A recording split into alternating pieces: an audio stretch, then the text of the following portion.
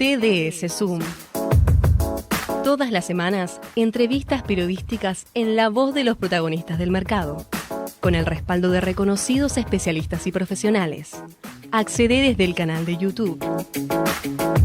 Estás escuchando un contenido exclusivo de Tiempo de Seguros. Hace pocos días hubo un accidente múltiple en la Panamericana con 6 vehículos involucrados, un muerto y personas heridas de gravedad. Es por eso que convocamos al doctor Emilio Restra, abogado penalista, para charlar acerca del análisis de este accidente y de este tipo de accidentes múltiples desde el punto de vista penal. Buen día, Emilio. Gracias por participar de este TDS Zoom. Buenos días, Marcelo. Muchísimas gracias por volver a invitarme. Un saludo grande a tus oyentes y a tu operador Nicolás, que siempre está con vos. Sí, Nicolás es un caño acá. Si no fuera por sus manos mágicas, esto no estaría al aire. Emilio, conocés el caso, además de que vos vivís en zona norte, porque tomó público conocimiento este accidente fatal, inusual tal vez por la cantidad de vehículos que participaron, que ocurrió el viernes en la tarde. Y te quiero preguntar y quiero que compartamos con la audiencia cómo se ve desde el punto de vista penal un caso donde participan 6 vehículos, hay un muerto, heridos graves, vehículos que se cruzaron de mano. Contame cómo trabaja un abogado penalista, cómo es la causa penal en un accidente de esta envergadura. Te voy a hacer un pequeño comentario que yo primero lo vi por los flashbacks de los noticieros y después, yendo a la prensa escrita, me enteré que el accidente se inicia en la mano norte-sur hacia Rosario, donde chocan una camioneta y un utilitario. La camioneta cambia, es decir, sale despedida hacia la mano contraria que va a Buenos Aires, y ahí se inicia este choque en cadena. Lo cual es un trágico accidente, pero con ribetes cinematográficos, de una camioneta vuela de una mano a la otra, donde esa es la autopista Buenos Aires-Rosario, que está concesionada, y hay un bulevar bastante importante de pasto, de campo en el medio. Sí, y dos rail además, ¿no? Totalmente, exactamente. Ahora vamos a Sí, dale. No, te quería preguntar cómo trabaja un penalista en esto, cuál es su punto de observación de un accidente como este. Mira, lamentablemente yo tengo bastante experiencia en esa zona, por las diferentes aseguradoras a las que yo asisto penalmente. Tengo la zona asignada norte, o sea, manejo el corredor, si querés, San Nicolás, Ramallo, San Pedro, Tamendi, Zárate y Campana, que esto ocurre en el kilómetro 72. Lo primero que hace un penalista dedicado a accidentes viales es la inmediatez. Vos tenés que ir lo más rápido posible al lugar del hecho, porque contrariamente a lo que dicen los manuales y los peritos en diferentes congresos y charlas, muchas veces se levantan los vehículos porque de alguna manera se prioriza la descongestión vehicular más que recabar pruebas en el lugar in situ, lo que resulta fundamental, el lugar de los vehículos, los rastros que dejan los vehículos, la huella de frenado, el estado del pavimento, porque hay lugares que, si bien son rutas concesionadas, están en muy mal estado, y además fundamentalmente la posición de los vehículos al momento del impacto final. Emilio, cuando chocan, supongamos, 2 autos y remueven los autos, no quedan buenas pericias o no queda buena información, entiendo que, alguno se va a perjudicar, la compañía aseguradora de uno de esos vehículos va a pagar todo. Pero en este caso, donde hay muchos autos involucrados, muchas vidas involucradas, entiendo que es importantísimo la información que puedas recabar, ¿no? O sea, cambia diametralmente el caso. Es fundamental, y ten en cuenta que el personal instructor muchas veces no es especializado en vialidad, lo cual el que te levanta los vehículos y todo, no es que es un perito, es un policía que puede tener la mejor buena voluntad, pero no entiende la importancia del procedimiento en el momento.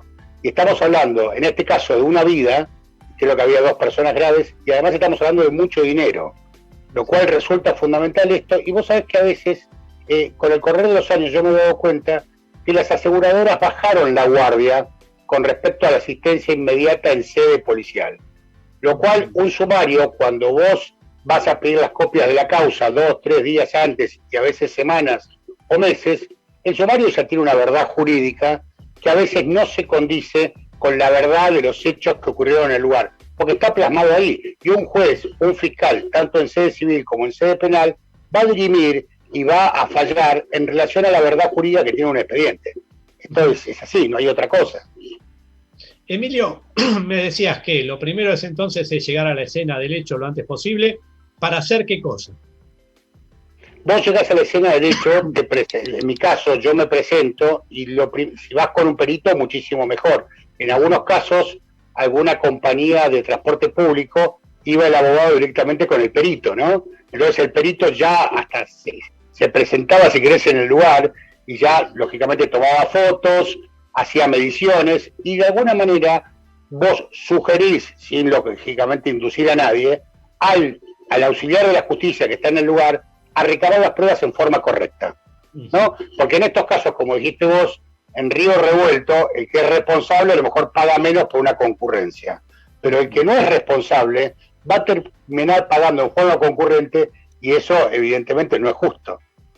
Entonces, es fundamental estar en el lugar del hecho. Ten en cuenta que en muchos casos también, aunque te parezca raro, se exime del control de alcoholemia. Cuando yo he tenido muchísimos casos del propio damnificado, ¿no? Y no quiero demonizar a un motociclista ni a nadie, un damnificado que es llevado en ambulancia tenía marcado aliento etílico y cuando vas al sumario encontrás que no se hizo la alcoholemia. Entonces, ten en cuenta que si hay una alcoholemia positiva, primero es causal de rechazo de una compañía de seguros. Y segundo, si bien no lo eximiría una compañía de pagar una muerte, el hecho de estar alcoholizado a lo mejor atenuaría de algún modo esa responsabilidad y se cuantificaría eso en pesos, ¿no? Actualmente la suma asegurada de responsabilidad civil es de 17,5 millones de pesos. Actualmente, porque se actualizó hace muy poquito tiempo. En un accidente como este, claramente ese monto no va a alcanzar. Y yo creo que ahí es donde toma gran relevancia saber qué es lo que ocurrió, quién es el responsable. O sea, ¿qué pasa cuando hay claramente un responsable? Ese es el que paga todo. Cuando es un responsable es el que paga todo. La regla general es que el embistente paga absolutamente todo, ¿no? Pero eso es una regla general.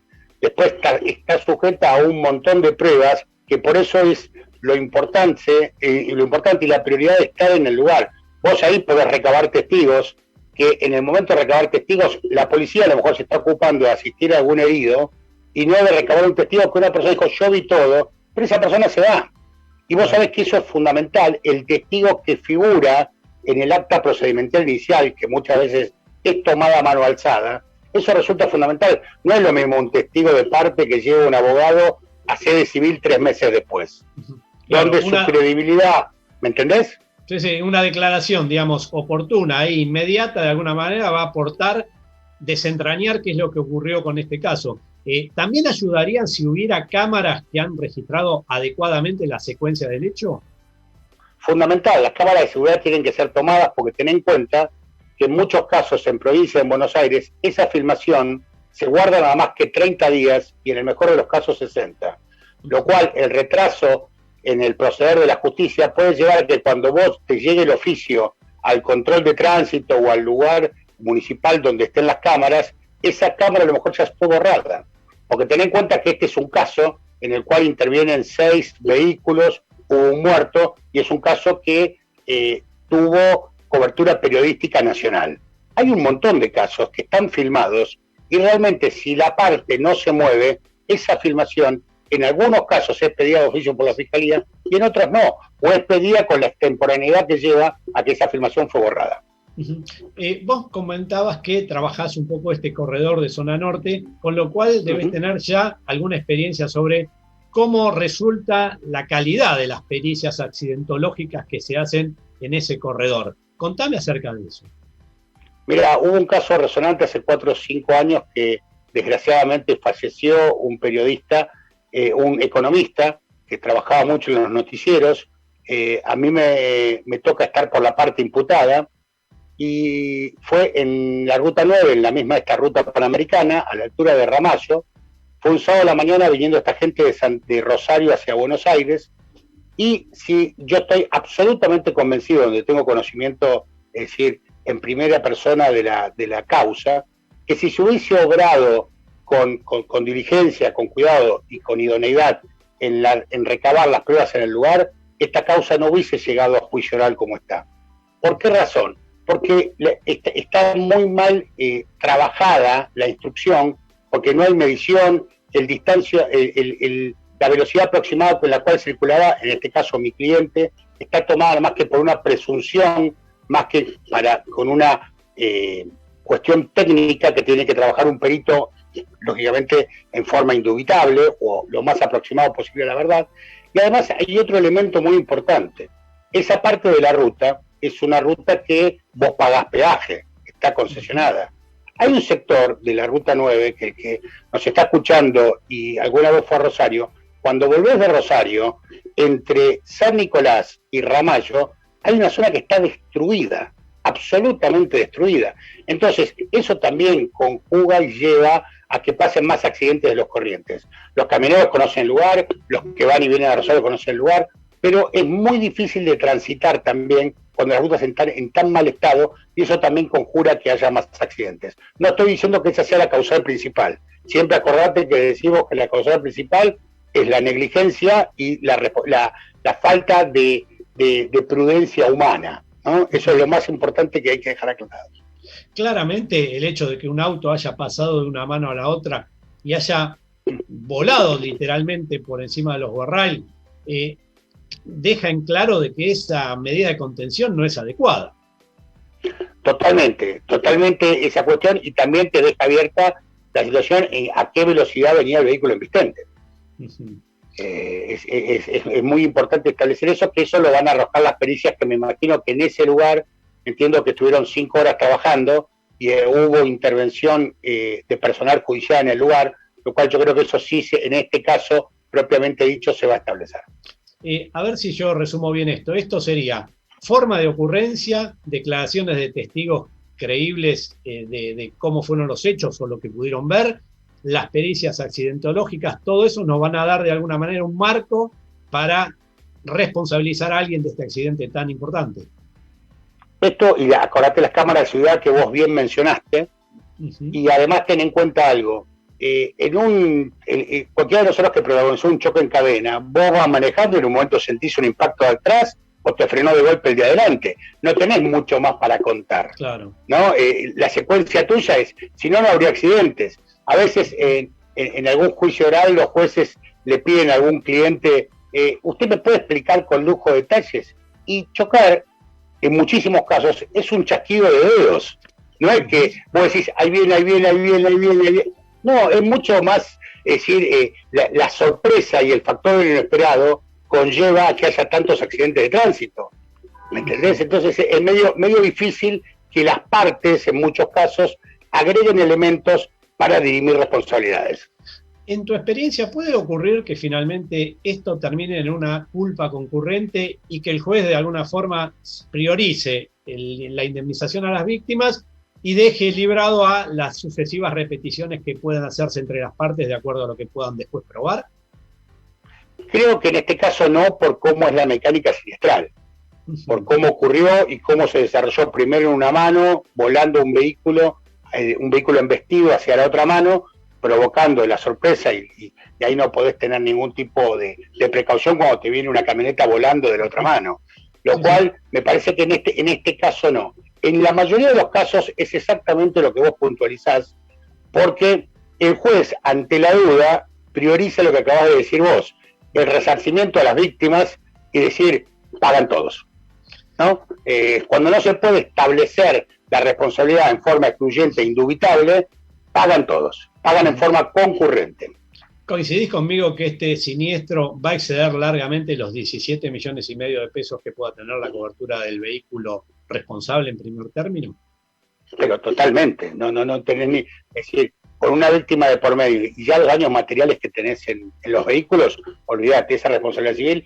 Y ese es otro problema aún que lógicamente, el gran problema de acá y la gran tragedia es la pérdida de una vida humana.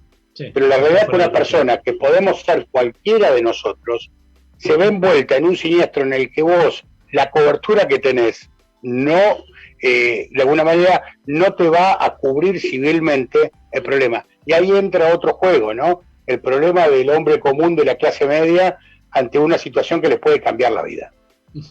Emilio, te llevo a otro tema y tiene que ver con un Zoom que hicimos días atrás con el accidente también trágico de Camino de los Remeros.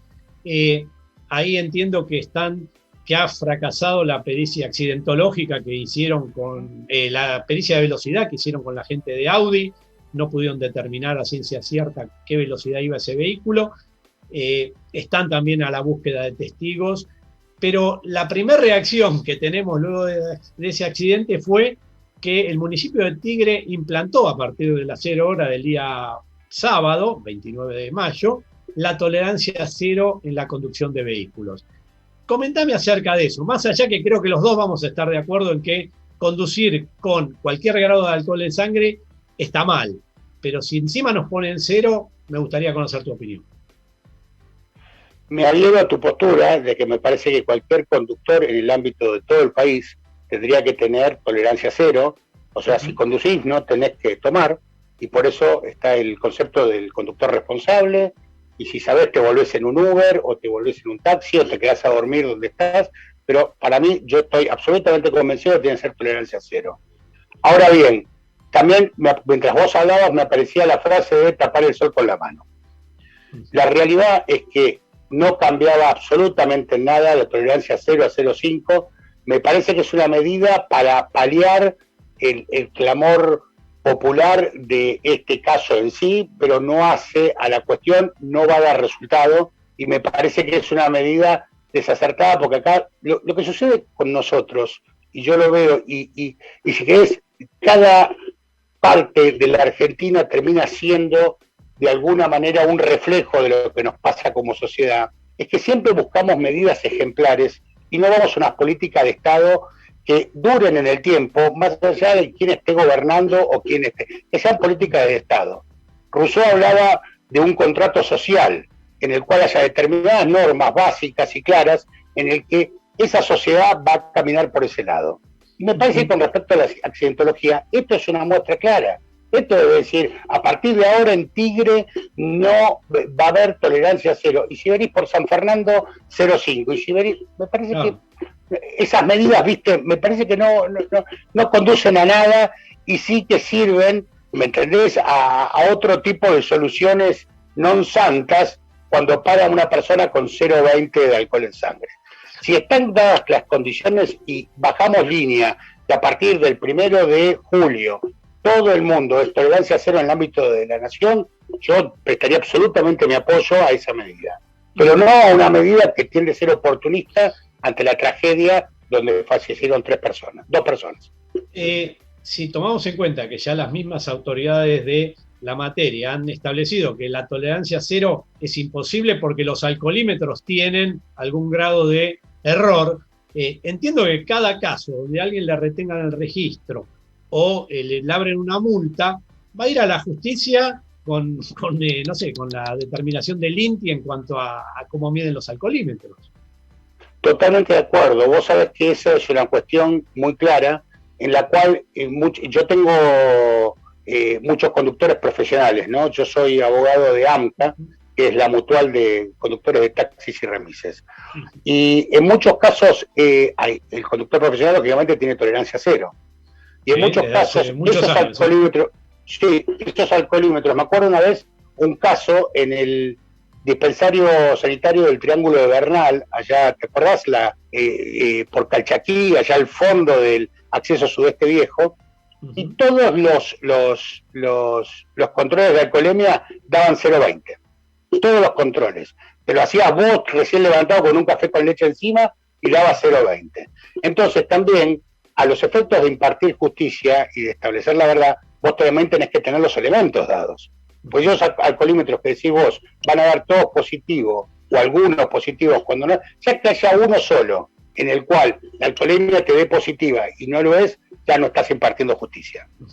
Emilio, y vuelvo a que vos sos un vecino de la zona norte. ¿Vos ves activamente, por ejemplo, en este caso, a la policía de Tigre o la autoridad municipal de Tigre realizando cantidad de controles en la vía pública, o los controles son inexistentes hasta que pasa esto, una tragedia, y fulbito para la tribuna, salimos a implantar el alcohol cero y a decir que vamos a sancionar? Es la segunda, sin ninguna duda.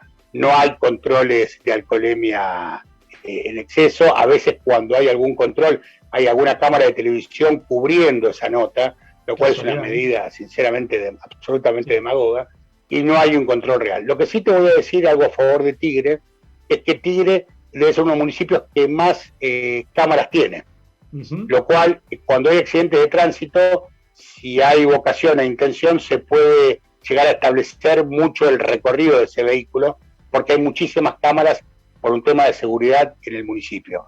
Con respecto a la alcoholemia propiamente dicho, yo no lo veo, vivo hace más de 28 años en el municipio, así que conozco de lo que te estoy diciendo y la verdad que no hay.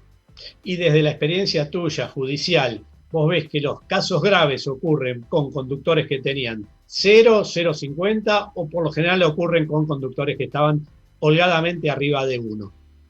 No, son holgadamente arriba de 1 sin ninguna duda, y vos sabés que desde el punto de vista médico, en muchos casos yo digo, venía con 2,20 en sangre, ¿no? Entonces, y los médicos dicen que eso ya es como alcohólico. Claro. Como que ya no se podría, no te podrías mantener en pie, ¿no? Entonces, la realidad es que los casos generalmente donde la alcoholemia, ¿cómo se llama?, fue un factor determinante, exceden holgadamente más del 1 en sangre. Bueno, doctor Emilio Riestra, como siempre, abogado penalista, un amigo de Tiempo de Seguros, un gusto haber charlado contigo. Lamentamos las circunstancias, pero bueno, es lo que hay, es la rama de la profesión de abogado que elegí. Es nuestro métier, y vos también te metiste en este programa, así que estamos los dos. Bueno, pero como siempre es un gusto estar charlando contigo. Gracias de nuevo, Emilio. Placer total, un saludo a tu audiencia y gracias por convocar nuevamente. A tus órdenes.